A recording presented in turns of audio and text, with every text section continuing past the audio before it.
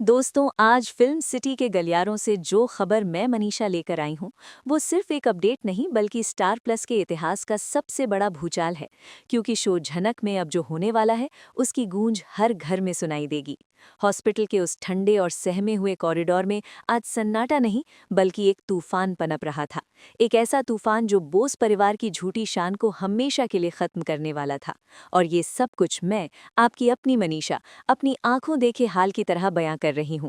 क्योंकि सेट पर मौजूद सूत्रों ने जो मंजर देखा, उससे उनके भी रोंगटे खड़े हो गए थे। कहानी अब उस मोड़ पर आ खड़ी हुई है जहां रिश्तों के मायने पूरी तरह बदल चुके हैं और एक नई जनरेशन की जंग शुरू हो चुकी है। जहां आज हॉस्पिटल के आईसीयू में जिंदगी और मौत के बीच झूल रहा है एक जांबाज पुलिस ऑफिसर एसपी ऋषि, जो इस कहानी का वो धुरा है जिसके इर्द गिर्द दो बहनों की किस्मत और एक पिता का पछतावा घूम रहा है। वक्त जैसे थम सा गया था जब एसपी ऋषि को खून से लथपथ हालत में स्ट्रेचर कर हॉस्पिटल लाया गया। उनकी वर्दी जो कभी उनकी शान हुआ करती थी, आज लाल रंग में रंगी हुई थी। और डॉक्टर्स की भागदौड़ के बीच अगर किसी की सांसें अटकी थीं, तो वो थी जूनियर झनक, जो भले ही ऋषि की एक्स वाइफ है, लेकिन आज भी उसके दिल में ऋषि के लिए जो तड़प है, वो किसी से छिपी नहीं है। लेकिन यहाँ कहानी में ट्विस्ट ये है कि ऋषि की पत्नी अब जूनियर झनक नहीं, बल्कि अनिरुद्ध और अर्शी की बेटी अदिति है। और यही वो कड़वा सच है जिसने आज हॉस्पिटल को एक जंग के मैदान में बदल दिया था। मैं आपको बता दूं कि फिल्म सिटी में जब इस सीन की रिहर्सल हो रही थी, तब भी सेट पर मौजूद हर शख्स की आंखों में नमी थी। क्योंकि जूनियर झनक, जो बिल्कुल अपनी माँ यानी स्वर्गीय झनक और नूतन की परछाई है, आज उसी जगह खड़ी थी जहाँ सालों पहले उसकी माँ को जलील किया जाता था। आईसीयू के बाहर का नज़ारा दिल दहला देने वाला था, जहां एक तरफ अदिति, जो ऋषि की पत्नी है, रोने का नाटक कम और अपनी मां अर्शी की तरफ देखकर ये सुनिश्चित ज्यादा कर रही थी कि ऋषि की प्रॉपर्टी और ओहदा उसके पास रहे। वहीं दूसरी तरफ दीवार के कोने से सट कर खड़ी जूनियर झनक, जिसकी आंखों से आंसू नहीं बल्कि दुआएं निकल रही थीं। अर्शी, जिसकी फितरत सालों बाद भी नहीं बदली, आज अपनी बेटी अदिति के साथ खड़ी होकर अपनी पुरानी दुश्मनी का बदला उस मासूम जूनियर झनक से लेने के लिए तैयार थी, जिसे देखकर उसे हर पल अपनी हार और अनिरुद्ध की पुरानी मोहब्बत याद आती है। अनिरुद्ध, जो अब बाल सफ़ेद होने के बाद और भी ज़्यादा संजीदा और खामोश हो गया है, वो भी वहाँ मौजूद था। एक पिता के रूप में नहीं, बल्कि एक ऐसे इंसान के रूप में जो अपने अतीत के पापों का बोझ ढो रहा है। क्योंकि उसके सामने उसकी वो बेटी खड़ी थी जिसे उसने समाज के डर से कभी वो हक नहीं दिया जो अदिति को मिला। माहौल तब गरमाया जब डॉक्टर ने बाहर आकर कहा कि ऋषि की हालत बहुत नाजुक है और उन्हें ओ नेगेटिव खून की सख्त ज़रूरत है। और इत्तेफाक देखिए, या कहें कुदरत का खेल, कि वहां मौजूद लोगों में सिर्फ जूनियर झनक का ब्लड ग्रुप ऋषि से मैच करता था। जैसे ही जूनियर झनक ने आगे बढ़कर डॉक्टर से कहा कि वो अपना खून देने के लिए तैयार है, अर्शी का गुस्सा 7वें आसमान पर पहुंच गया। क्योंकि उसे ये बर्दाश्त नहीं था कि जिस लड़की को उसने हमेशा नाजायज़ और मनहूस कहकर दुत्कारा, आज वही उसके दामाद की जान बचाने वाली है। अर्शी ने आव देखा न ताव भरे हॉस्पिटल में, जहां सैकड़ों लोग मौजूद थे, जूनियर झनक का हाथ झटक दिया और उसे पीछे धक्का देते हुए जो शब्द कहे, उसने वहां खड़े अनिरुद्ध के सब्र का बांध तोड़ने की नींव रख दी। अर्शी की आवाज में वही पुराना जहर था जो कभी वो सीनियर झनक के लिए उगलती थी। उसने अपनी ऊंची हील की सैंडल की खटखट के साथ जूनियर झनक के करीब जाकर उंगली उठाते हुए चिल्लाना शुरू किया कि ऋषि की इस हालत की जिम्मेदार कोई और नहीं बल्कि तुम हो। अर्शी ने इल्जाम लगाया कि चूंकि ऋषि एक एसपी है और उसने हाल ही में एक बड़े क्रिमिनल गैंग का पर्दाफाश किया था, उस गैंग की मुखबिरी किसी और ने नहीं बल्कि इस जूनियर झनक ने की थी, ताकि वो ऋषि को मरवा सके और अदिति की मांग का सिंदूर उजड़ जाए। ये इल्जाम इतना घटिया और बेबुनियाद था कि खुद अदिति भी एक पल के लिए सहम गई थी, लेकिन मां का साथ देने के लिए वो चुप रही। मैं मनीषा आपको बता दूं कि ये सीन इतना इंटेंस था कि राइटर ने यहाँ जूनियर झनक को कोई डायलॉग नहीं दिया, सिर्फ उसकी आंखों में वो बेबसी थी जो ये चीख चीख कर कह रही थी कि वो ऋषि से कितना प्यार करती है। अर्शी यहीं नहीं रुकी, उसने हॉस्पिटल के सिक्योरिटी गार्ड्स को आवाज लगाई और कहा कि इस लड़की को यहाँ से धक्के मारकर बाहर निकाल दिया जाए, क्योंकि ये एक क्रिमिनल है और मेरे दामाद की कातिल है। सोचिए उस मंजर को, एक लड़की जो अपना खून देकर किसी की जान बचाना चाहती है, उसे उसी इंसान की सास यानी अर्शी बोस धक्के मरवाने का हुक्म दे रही है। जूनियर झनक, जो अपनी माँ की तरह स्वाभिमानी थी, उसने गार्ड्स को हाथ लगाने से मना कर दिया और अर्शी की आंखों में आंखें डालकर खड़ी हो गई, जो अर्शी के अहंकार पर एक करारी चोट थी। अर्शी का पारा चढ़ गया। उसे लगा कि जैसे इतिहास खुद को दोहरा रहा है। सालों पहले झनक भी ऐसे ही उसकी आंखों में आंखें डालकर खड़ी होती थी और आज उसकी बेटी भी वही कर रही है। इस खींचातानी में अर्शी ने वो घटिया हरकत कर दी जिसकी उम्मीद शायद अनिरुद्ध को भी नहीं थी। अर्शी ने जूनियर झनक के चरित्र पर कीचड़ उछालना शुरू कर दिया। उसने कहा कि जैसे तुम्हारी माँ ने 2 भाइयों के बीच में रहकर घर तोड़ा था, तुम भी वही कर रही हो। तुम ऋषि की एक्स वाइफ हो।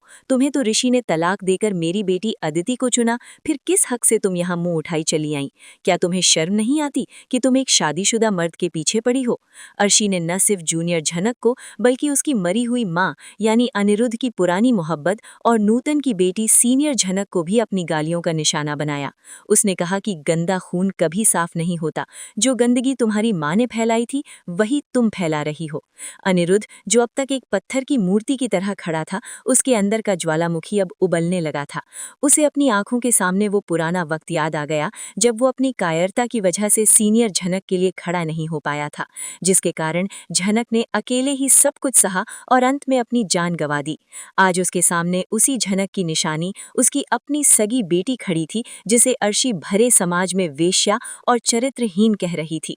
अनिरुद्ध के कानों में अर्शी का हर लफ्ज पिघले हुए शीशे की तरह उतर रहा था। जब अर्शी ने हद पार करते हुए जूनियर झनक का गिरेबान पकड़ लिया और उसे जमीन पर गिराने की कोशिश की ताकि वो उसे और जलील कर सके, ठीक उसी पल अनिरुद्ध के सब्र का बांध टूट गया। हॉस्पिटल के उस कॉरिडोर में एक गूंज सुनाई दी, एक ऐसी आवाज जिसने वहां मौजूद हर शख्स को हिलाकर रख दिया। अनिरुद्ध बोस, जो सालों से अर्शी की हर बात में हाँ मिलाता आया था, आज एक शेर की तरह दहाड़ा। वो तेजी से आगे बढ़ा। उसकी आंखों में वो अंगारे थे जो आज तक किसी ने नहीं देखे थे। उसने जूनियर झनक को गिरने से पहले अपने मजबूत हाथों से थाम लिया, उसे अपने सीने से लगाया और फिर पलटकर अर्शी की तरफ देखा। अर्शी, जो अपनी हेकड़ी में थी, उसे लगा कि अनिरुद्ध शायद झनक को ही डांटेगा, लेकिन जो हुआ वो अर्शी के सबसे बुरे सपने जैसा था। अनिरुद्ध ने अपना हाथ उठाया और एक जोरदार तमाचा अर्शी के गाल पर जड़ दिया। ये तमाचा सिर्फ एक तमाचा नहीं था दोस्तों, मैं मनीषा आपको बता रही हूँ। वो तमाचा अनिरुद्ध के सालों के दबे हुए गुस्से, उसके पछतावे और अपनी बेटी के लिए जागे हुए पितृत्व का प्रतीक था। वो तमाचा इतना जोरदार था कि अर्शी लड़खड़ाकर पीछे जा गिरी और उसका महंगा चश्मा जमीन पर गिरकर चकनाचूर हो गया। पूरा हॉस्पिटल सन्न रह गया। अदिति के मुंह से चीख निकल गई और वहां मौजूद नर्स और डॉक्टर्स भी अपना काम छोड़कर इस तमाशे को देखने लगे। अनिरुद्ध की सांसें तेज चल रही थीं, उसकी मुट्ठियां भिजी हुई थीं और उसने अर्शी की तरफ उंगली उठाते हुए जो कहा वो आने वाले एपिसोड्स की दिशा बदल देगा। उसने साफ लफ्जों में कहा कि बस बहुत हो गया अर्शी, आज तक मैं चुप था अपनी मजबूरियों की वजह से, लेकिन अगर आज तुमने मेरी बेटी के बारे में एक लफ्ज भी और कहा तो मुझसे बुरा कोई नहीं होगा। मेरी बेटी, ये 2 शब्द जब अनिरुद्ध के मुंह से निकले तो जूनियर झनक ने चौंक कर अनिरुद्ध की तरफ देखा। उसकी आंखों में सवाल थे, दर्द था और एक अजीब सा सुकून भी था कि आज पहली बार उसका पिता दुनिया के सामने उसे अपना खून मान रहा था। अर्शी, जो गाल पर हाथ रखे जमीन पर बैठी थी, उसे अपनी बेइज्जती से ज्यादा इस बात का झटका लगा था कि अनिरुद्ध ने सबके सामने, अपनी पत्नी और दूसरी बेटी अदिति के सामने, जूनियर झनक को मेरी बेटी कहकर स्वीकार कर लिया था। ये वो पल था जिसका इंतजार हम सब मनीषा रिव्यू के व्यूअर्स और झनक के फैंस सालों से कर रहे थे। फिल्म सिटी के सूत्रों का कहना है कि इस सीन के बाद शो की टीआरपी सारे रिकॉर्ड तोड़ने वाली है, क्योंकि अब लड़ाई अर्शी बनाम झनक की नहीं बल्कि अनिरुद्ध बनाम अर्शी की होगी। लेकिन दोस्तों, कहानी अभी खत्म नहीं हुई, ये तो बस शुरुआत थी। अर्शी का वो जहरीला रूप अभी सामने आना बाकी था, क्योंकि थप्पड़ खाने के बाद एक नागिन और भी ज्यादा खतरनाक हो जाती है। उधर आईसीयू के अंदर मॉनिटर की बीप तेज हो गई थी और ऋषि की हालत बिगड़ती जा रही थी और बाहर ये महाभारत छिड़ा हुआ था। अनिरुद्ध ने जूनियर झनक का हाथ पकड़कर डॉक्टर की तरफ बढ़ाया और कहा कि डॉक्टर, ये मेरी बेटी है, इसका खून लीजिए और मेरे दामाद ऋषि को बचाइए। अदिति ये सब देख रही थी और उसके मन में अपनी सौतेली बहन के लिए नफरत और भी गहरी होती जा रही थी, क्योंकि उसे लग रहा था कि उसके पिता अनिरुद्ध का प्यार बढ़ रहा है और उसके पति ऋषि पर भी झनक का हक जताया जा रहा है। अभी अनिरुद्ध जूनियर झनक को लेकर ब्लड डोनेशन रूम की तरफ बढ़ा ही था कि अर्शी, जो अब तक सदमे में थी, अचानक खड़ी हुई। उसके चेहरे पर एक शैतानी मुस्कान थी, जैसे उसने अपनी हार में भी कोई जीत ढूंढ ली हो। उसने अपनी जेब से फोन निकाला और किसी को कॉल किया। दोस्तों, ये कॉल किसी और को नहीं बल्कि पुलिस कमिश्नर को था। अर्शी अब एक नया खेल खेलने वाली थी। उसने फोन पर रोते हुए नाटक किया और कहा कि कमिश्नर साहब, मेरे दामाद एसपी ऋषि पर जिसने हमला करवाया था वो और कोई नहीं बल्कि उसकी एक्स वाइफ झनक है, और अभी वो हॉस्पिटल में सबूत मिटाने की कोशिश कर रही है और मेरे पति अनिरुद्ध उसे बचा रही हैं। ये सुनकर वहां खड़ी मनीषा यानी मैं भी दंग रह गई कि कोई औरत अपनी नफरत में इतना नीचे कैसे गिर सकती है। उधर ब्लड डोनेशन रूम के अंदर का नज़ारा बाहर के शोरगुल से बिल्कुल अलग और बेहद भावुक था। अनिरुद्ध जूनियर झनक को लेकर अंदर आया था। नर्स जब झनक के हाथ में सुई लगा रही थी तो झनक ने सिसकी नहीं ली, लेकिन अनिरुद्ध की आंखों से आंसू गिर पड़े।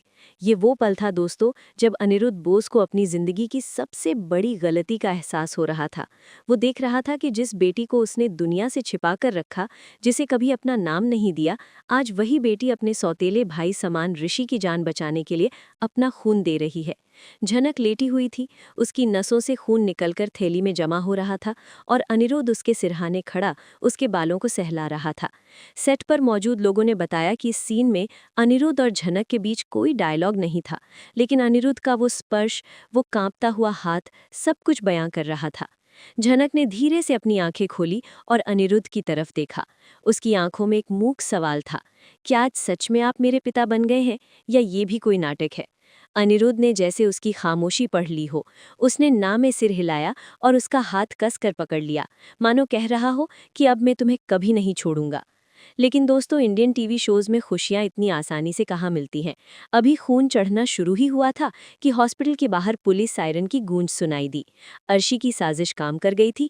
पुलिस की जीपें हॉस्पिटल के गेट पर रुकी और भारी बूटों की आवाज कॉरिडोर में गूंजने लगी। पुलिस इंस्पेक्टर अपनी टीम के साथ सीधा आईसीयू वेटिंग एरिया में पहुंचा, जहां अर्शी खड़ी थी। अर्शी ने तुरंत अपना बेचारी अबला वाला नाटक शुरू कर दिया। उसने पुलिस को देखते ही मगरमच्छ के आंसू बहाने शुरू किए और डोनेशन रूम की तरफ इशारा करते हुए चिल्लाई, इंस्पेक्टर साहब, वो अंदर है, वो लड़की जिसने मेरे दामाद एसपी ऋषि पर जानलेवा हमला करवाया, वो अब उसे जान से मारने के लिए अंदर गई है, उसे रोकिए। अर्शी की एक्टिंग इतनी जबरदस्त थी कि पुलिस इंस्पेक्टर भी धोखा खा गया। उसे लगा कि सच में कोई क्रिमिनल अंदर है जो मरीज को नुकसान पहुंचा सकता है। पुलिस की टीम बिना कुछ सोचे समझे ब्लड डोनेशन रूम का दरवाजा खोलकर अंदर घुस गई।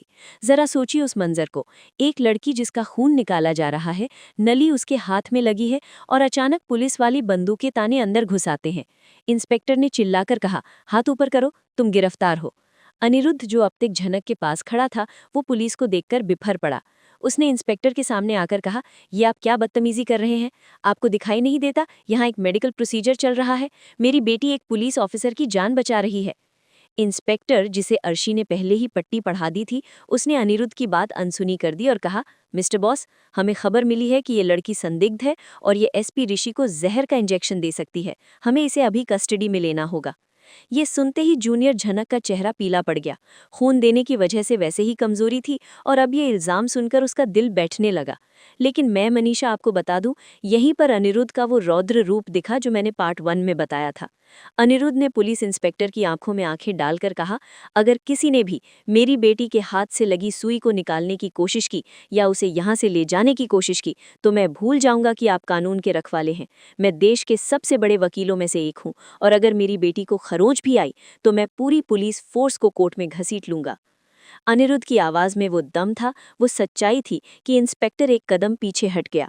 डॉक्टर ने भी बीच में आकर कहा, इंस्पेक्टर, अगर अभी ब्लड ट्रांसफ्यूजन रोका गया तो एसपी ऋषि की जान जा सकती है। पेशेंट क्रिटिकल है और ये लड़की डोनर है। अगर आप इसे ले गए तो एसपी साहब की मौत की जिम्मेदारी पुलिस की होगी। डॉक्टर की चेतावनी और अनिरुद्ध के तेवर देखकर पुलिस ठिठक गई। बाहर अर्शी, जो दरवाजे से ये सब देख रही थी, वो गुस्से से लाल हो गई। वो अंदर आई और चिल्लाने लगी, ये सब झूठ है, अनिरुद्ध इस मुजरिम को बचा रहा है, इंस्पेक्टर अरेस्ट करो इसे। लेकिन इस बार अनिरुद्ध ने अर्शी की तरफ देखा भी नहीं। उसका पूरा ध्यान अपनी बेटी झनक पर था। इंस्पेक्टर ने हालात की नज़ाकत को समझा और कहा, ठीक है, जब तक खून देने की प्रक्रिया पूरी नहीं होती हम इंतजार करेंगे, लेकिन उसके बाद इस लड़की को हमारे साथ थाने चलना होगा पूछताछ के लिए। पुलिस ने कमरे को घेर लिया। सोचिए दोस्तों, कैसा दबाव होगा उस लड़की पर जो अपना खून देकर किसी की जान बचा रही है और उसे पता है कि जैसे ही सुई निकलेगी उसे हथकड़ी पहना दी जाएगी। अगले 15 मिनट तक कमरे में सन्नाटा था। सिर्फ मशीन की आवाज आ रही थी।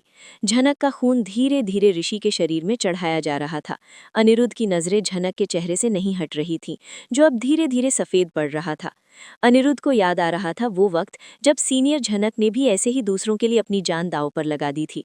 उसे डर लग रहा था कि कहीं इतिहास फिर से न दोहराया जाए। उधर अदिति बाहर खड़ी सोच रही थी कि क्या वो सही कर रही है, क्या वाकई झनक ने ऋषि पर हमला करवाया होगा। अदिति के मन में द्वंद्व चल रहा था, लेकिन मां के प्रभाव के कारण वो चुप रही। और फिर डॉक्टर ने घोषणा की कि ब्लड ट्रांसफ्यूजन पूरा हो गया है और ऋषि की पल्स अब स्टेबल हो रही है। अनिरुद्ध के चेहरे पर राहत की सांस आई, लेकिन ये राहत बहुत छोटी थी। जैसे ही नर्स ने झनक के हाथ से सुई निकाली, इंस्पेक्टर आगे बढ़ा। चलिए मैडम, अब आपको हमारे साथ चलना होगा। झनक, जो कमजोरी से खड़ी भी नहीं हो पा रही थी, उसने अनिरुद्ध का हाथ छोड़ने की कोशिश की ताकि वो पुलिस के साथ जा सके। उसकी आंखों में आंसू थे, लेकिन उसने अनिरुद्ध से कहा, पापा, आप ऋषि जी का ख्याल रखना, मुझे कुछ नहीं होगा। पापा, ये शब्द सुनते ही अनिरुद्ध टूट गया। उसने झनक को सहारा देकर खड़ा किया और इंस्पेक्टर से कहा, ये कहीं नहीं जाएगी, ये अभी कमजोर है, और जहां तक पूछताछ की बात है तो वो यहीं होगी, मेरी मौजूदगी में। विवाद फिर बढ़ने लगा था। अर्शी फिर से बीच में कूदने वाली थी कि तभी आईसीयू से एक नर्स दौड़ती हुई बाहर आई। उसके चेहरे पर घबराहट और खुशी दोनों थी। उसने जोर से कहा, डॉक्टर, पेशेंट होश में आ रहा है, एसपी ऋषि होश में आ रहे हैं। ये खबर सुनते ही वहां का पूरा माहौल बदल गया। पुलिस, अर्शी, अनिरुद्ध, अदिति सब आईसीयू के कांच की दीवार की तरफ भागे। मैं आपको बता दूं, फिल्म सिटी में इस सीन को शूट करते वक्त पिन ड्रॉप साइलेंस था।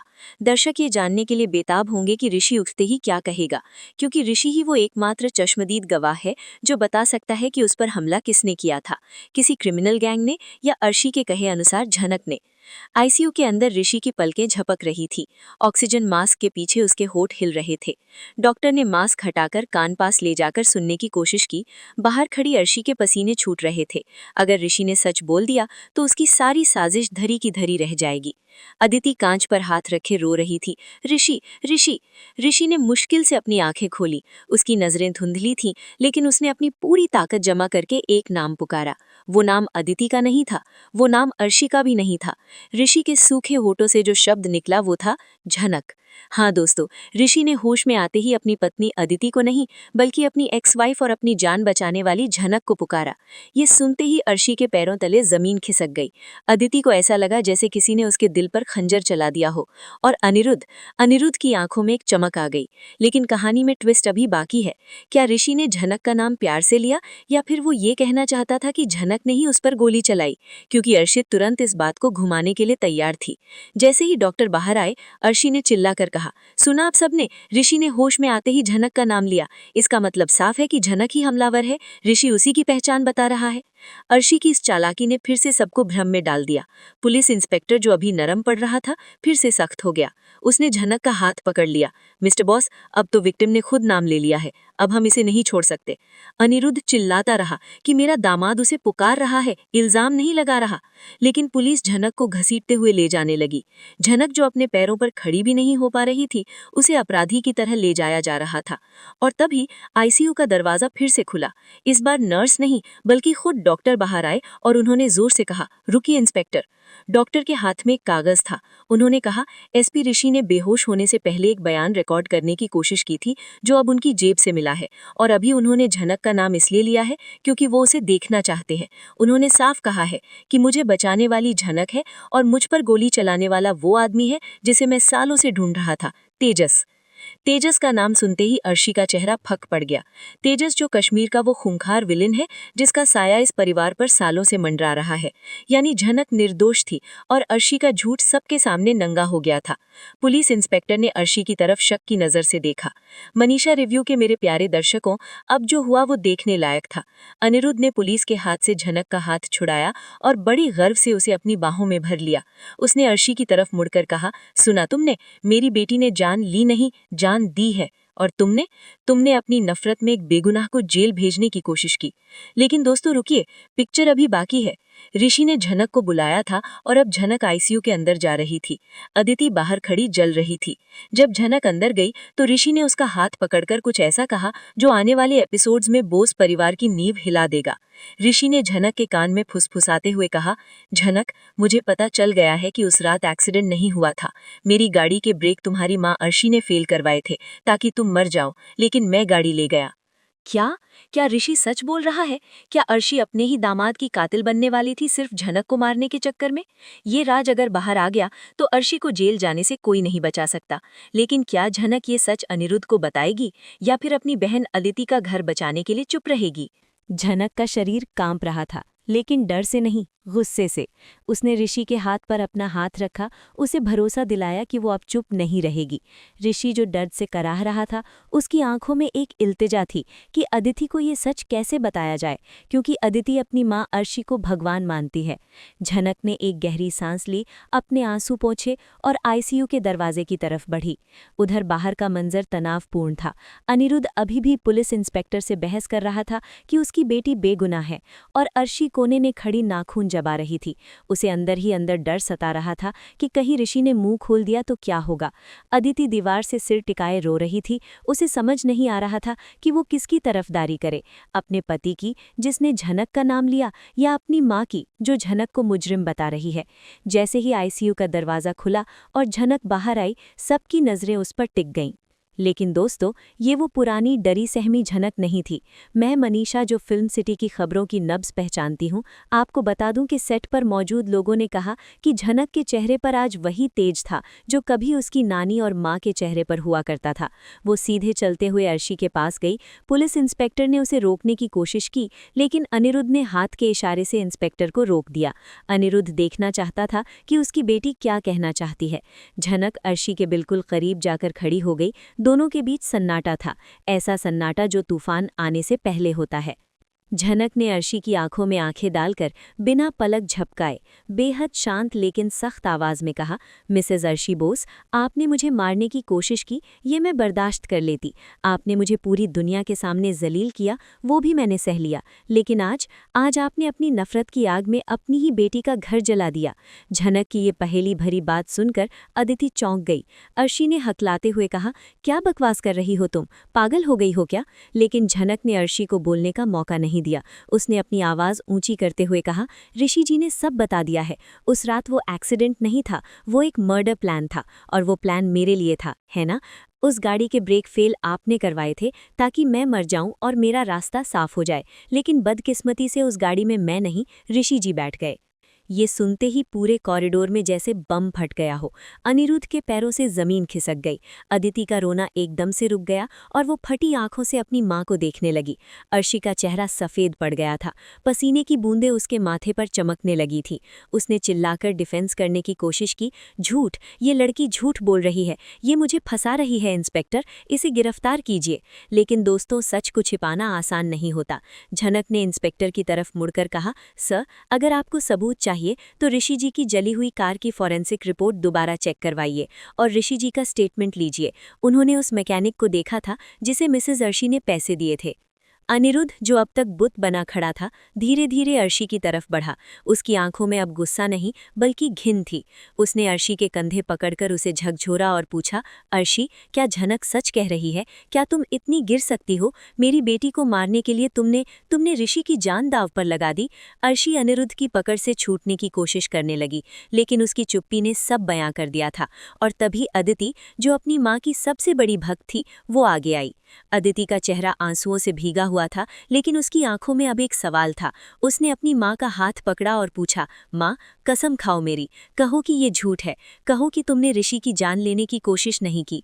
अर्शी अपनी बेटी की कसम नहीं खा पाई, वो नजरें चुराने लगी।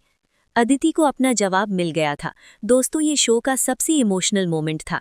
अदिति ने अपनी माँ का हाथ झटक दिया और पीछे हट गई। उसने चीख कर कहा, आप मेरी माँ नहीं हो सकती। एक माँ अपनी बेटी की खुशियों की रक्षा करती है, उसे उजाड़ती नहीं है। आपकी नफरत ने आज मेरे पति को आईसीयू में पहुंचा दिया। अपनी ही लाडली बेटी के मुंह से ये सुनकर अर्शी टूट गई। वो जमीन पर घुटनों के बल बैठ गई। उसका अहंकार, उसका घमंड सब चकनाचूर हो गया था। पुलिस इंस्पेक्टर जो अब तक अर्शी की बातों में आ रहा था, उसे अब पूरा माजरा समझ आ गया। उसने अपने कांस्टेबल्स को इशारा किया। इंस्पेक्टर ने आगे बढ़कर कहा, मिसेज अर्शी बोस, आपको एसपी ऋषि पर जानलेवा हमला करवाने और हत्या की साजिश रचने के जुर्म में गिरफ्तार किया जाता है। जब पुलिस अर्शी को हथकड़ी पहना रही थी, अर्शी ने अनिरुद्ध की तरफ देखा, मदद की गुहार लगाई, लेकिन अनिरुद्ध ने अपना चेहरा फेर लिया। उसने अर्शी से कहा, तुमने आज सिर्फ कानून नहीं तोड़ा, तुमने मेरा भरोसा, मेरा परिवार और एक माँ होने का हर फर्ज तोड़ दिया है। मैं तुम्हारा केस नहीं लड़ूंगा अर्शी, तुम्हें तुम्हारे किए की सजा जरूर मिलेगी। अर्शी को पुलिस घसीटते हुए ले गई। पूरा हॉस्पिटल कॉरिडोर तमाशबीनों से भरा था, लेकिन बोस परिवार के लिए ये तमाशा नहीं, एक त्रासद अंत था। जब अर्शी को ले जाया गया तो वहां सिर्फ 3 लोग बचे थे, अनिरुद्ध, अदिति और झनक। अनिरुद्ध ने अदिति को संभाला जो फूट फूट कर रो रही थी, लेकिन कहानी का सबसे खूबसूरत मोड़ अभी बाकी था। अदिति, जिसने हमेशा झनक को अपनी सौतन और दुश्मन समझा था, आज अपनी आंसुओं भरी आंखों से झनक की तरफ देख रही थी। उसे एहसास हो गया था कि आज अगर ऋषि जिंदा है तो सिर्फ झनक के खून की वजह से। झनक ने अदिति के पति की जान बचाई थी, जबकि उसकी सगी माँ ने उसे मारने की कोशिश की थी। अदिति धीरे धीरे झनक के पास गई। हम सब मनीषा रिव्यू के दर्शक सोच रहे थे कि क्या होगा, लेकिन अदिति ने वो किया जिसकी उम्मीद किसी को नहीं थी। उसने अपने दोनों हाथ जोड़कर झनक के सामने सिर झुका दिया। मुझे माफ कर दो झनक, अदिति की आवाज कांप रही थी। मैंने हमेशा तुम्हें गलत समझा, माँ की बातों में आकर तुम्हें नफरत दी, लेकिन आज तुमने साबित कर दिया कि खून के रिश्तों से बड़ा इंसानियत का रिश्ता होता है। तुमने मेरे सुहाग को बचाया, तुम मेरी बहन हो। ये सुनकर झनक की आंखों में भी आंसू आ गए। उसने अदिति के हाथ पकड़कर उसे गले लगा लिया। सालों की दुश्मनी, नफरत और गलतफहमियां एक पल में धुल गईं। अनिरुद्ध ये नज़ारा देख रहा था और उसकी आंखों से भी आंसू बह रहे थे, लेकिन ये आंसू खुशी के थे। उसकी दोनों बेटियां अदिति और झनक आज एक साथ खड़ी थीं। अनिरुद्ध दोनों के पास आया और उसने दोनों को अपनी बाहों में भर लिया। उसने झनक के माथे को चूमा और कहा, बेटा, आज तुमने मुझे वो सम्मान दिलाया है जो मैं शायद कभी डिजर्व नहीं करता था। आज से तुम अनाथ नहीं हो। आज से ये अनिरुद्ध बोस दुनिया के सामने गर्व से कहेगा कि झनक मेरी बेटी है, नूतन की बेटी, मेरी बेटी। ये सीन इतना पावरफुल था कि फिल्म सिटी के सेट पर डायरेक्टर ने कट बोलने के बाद भी तालियां बजानी शुरू कर दी थीं। एपिसोड का अंत एक नई शुरुआत के साथ हुआ। अब ऋषि खतरे से बाहर था। अर्शी सलाखों के पीछे अपने गुनाहों का हिसाब दे रही थी और हॉस्पिटल के बाहर एक नई सुबह हो रही थी। झनक, अदिति और अनिरुद्ध एक साथ खड़े थे। झनक ने आसमान की तरफ देखा, मानो अपनी माँ नूतन को बता रही हो कि माँ देखो, आज सत्य की जीत हुई है, आज मुझे मेरा परिवार मिल गया है। कैमरा झनक के मुस्कुराते हुए चेहरे पर जूम करता है और वहीं एपिसोड फ्रीज हो जाता है। तो दोस्तों, ये था झनक के आने वाले महा एपिसोड का पूरा हाल, जिसे मैंने, आपकी मनीषा ने सबसे पहले आप तक पहुंचाया है। ये कहानी हमें सिखाती है कि बुराई चाहे कितनी भी ताकतवर हो, सच्चाई के सामने उसे झुकना ही पड़ता है। अर्शी का खेल खत्म हुआ और झनक का असली सफर अब शुरू हुआ है, बोस परिवार की वारिस के रूप में। आपको क्या लगता है, क्या अर्शी जेल से वापस आकर फिर कोई नई चाल चलेगी, या अदिति और झनक का ये प्यार हमेशा बना रहेगा? अपनी राय मुझे कमेंट्स में ज़रूर बताएं। अगर आपको मेरा ये डिटेल्ड रिव्यू और ये इनसाइड स्टोरी पसंद आई हो तो प्लीज़ मेरे चैनल मनीषा रिव्यू को सब्सक्राइब करें, इस वीडियो को लाइक करें और अपने दोस्तों के साथ शेयर करें जो झनक के दीवाने हैं। मैं मनीषा, जो फिल्म सिटी की खबरों की नब्ज़ पहचानती हूँ, फिर लौटूंगी फिल्म सिटी से कोई और गर्मा गर्म खबर लेकर। तब तक के लिए देखते रहिए और अपना ख्याल रखिए। नमस्ते।